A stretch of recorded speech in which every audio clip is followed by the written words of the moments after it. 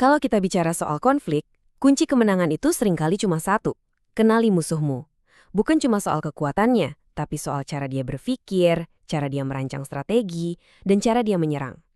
Nah, kali ini kita akan coba membedah sebuah kerangka strategi, bukan untuk perang di medan laga, tapi untuk perang yang terjadi di dalam pikiran kita. Masih ingat kan cerita kuda Troya?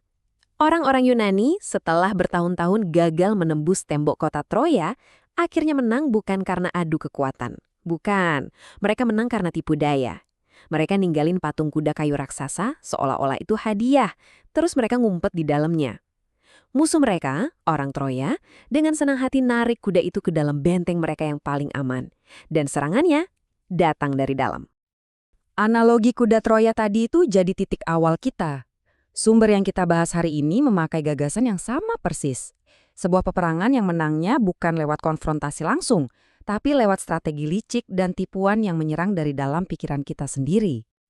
Oke, kita mulai dari fondasi utamanya dulu ya. Bagian pertama ini fokus ke gagasan intinya, yaitu konflik ini pada dasarnya adalah soal tipu daya. Jadi, ini bukan soal adu otot, tapi lebih ke permainan otak dan kelicikan. Kutipan dari Martin Luther ini ngegambarin konsepnya dengan pas banget. Maksudnya gini, menurut kerangka ini akan selalu ada oposisi yang berjalan paralel. Setiap ada gerakan kebaikan, pasti diimbangi sama tiruan atau perlawanan yang dirancang buat melemahkan dari jarak dekat. Dan selingnya, caranya itu halus banget. Nah, kalau kita mau ngerti sebuah strategi, kita harus paham dulu bahasanya kan? Sama kayak main catur, kita harus tahu nama-nama bidaknya. Bagian ini bakal ngejelasin istilah-istilah kunci yang dipakai di sumber kita buat ngegambarin lapis-lapis rencana penyerangan ini. Teksnya ini pakai analogi yang super simple, tapi efektif banget nih. Membersihkan rumah dari tikus. Coba bayangin deh, ada 4 lingkaran jebakan. Tugasnya adalah menembus semuanya, dari lingkaran paling luar sampai ke paling dalam. Jadi, lingkaran paling luar itu apa? Nah, itulah yang disebut strategi, rencana besarnya. Pakai analogi tikus tadi, strateginya simple. Bersihkan rumah dari semua tikus. Ini tujuan utamanya. Semua tindakan lain yang ikutin tujuan ini. Masuk ke lingkaran berikutnya kita ketemu yang namanya perangkat atau dalam bahasa Yunaninya noema. Ini adalah taktik-taktik spesifiknya. Kalau strategi besarnya adalah bersihin rumah, nah perangkatnya itu adalah keputusan kita buat pakai perangkap jepret di dapur, pakai lem tikus di garasi, atau racun di loteng. Ini adalah aksi-aksi nyatanya. Teks ini juga pakai kata lain, tipu muslihat atau metodia. Sebenarnya ini sinonim aja buat perangkat, tapi ada penekanan lebih ke liciknya itu loh. Intinya, semua istilah ini, strategi, perangkat, tipu muslihat, semuanya nunjuk ke satu kesimpulan. Ini bukan serangan acak. Ini adalah operasi yang penuh perhitungan dan tipu daya. Oke, kita udah ngerti apanya, yaitu taktik-taktiknya. Sekarang kita geser fokusnya buat lihat siapanya, profil sang musuh seperti yang digambarkan dalam teks ini. Apa sih yang bikin dia jadi lawan yang begitu tangguh? Nah, pertanyaan ini ngebawa kita ke inti analisisnya. Teks yang kita bedah ini mengidentifikasi ada 6 kekuatan inti yang menjelaskan kenapa musuh ini sangat efektif dalam menjalankan siasat-siasatnya.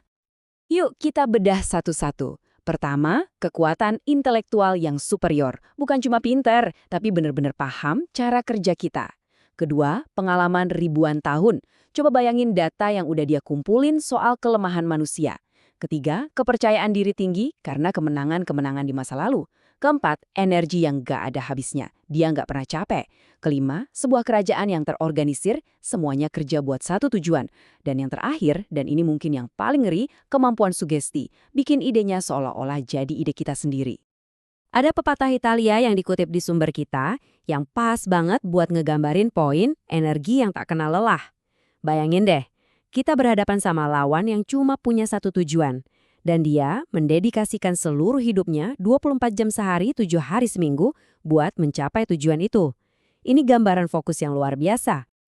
Terus, apa sih tujuan dari kerajaan yang bersatu itu? Kutipan ini ngejelasin dengan gamblang. Menurut teks ini, tujuan akhir dari semua strategi dan siasat ini adalah kehancuran. Ini bikin pembahasan kita jadi lebih berat kan? Ini bukan sekedar permainan, tapi konflik yang taruhannya sangat tinggi. Setiap taktik yang kita bahas tadi, semuanya mengarah ke sini. Oke, sekarang kita masuk ke bagian yang paling menarik dan mungkin paling relevan buat kita secara pribadi. Psikologi di balik taktik yang paling kuat, yaitu manipulasi pikiran. Coba lihat deh, gimana ini digambarkan. Ada bisikan jahat di dalam pikiran, letaknya persis di samping keinginan kita sendiri. Nah, disitulah masalahnya. Waktu ada ide jahat muncul di kepala, itu datangnya dari kita atau ada yang naruh di situ. Teks ini bilang, garis batasnya itu sengaja dibuat kabur. Disinilah letak jeniusnya siasat itu. Serangannya nggak datang sebagai sesuatu yang terasa asing.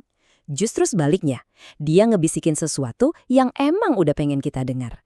Dia ngambil kecenderungan kita, keinginan kita, atau alasan-alasan kita, terus dia kasih dorongan dikit ke arah yang salah.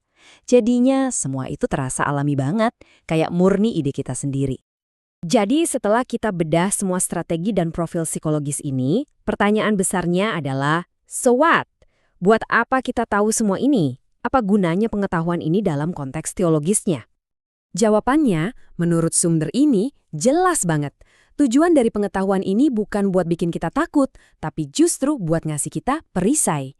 Dengan paham siasat yang mungkin dipakai, kita nggak lagi jadi korban yang pasif, tapi jadi penjaga yang waspada. Dan pembahasan kita kali ini meninggalkan satu pertanyaan terakhir yang cukup tajam. Ini adalah inti dari dilema psikologis yang disajikan. Kalau musuh terbesar itu beroperasi dengan sangat halus, sampai suaranya kedengeran kayak suara kita sendiri, gimana caranya kita bisa waspada? Nah, ini pertanyaan yang bagus buat direnungkan.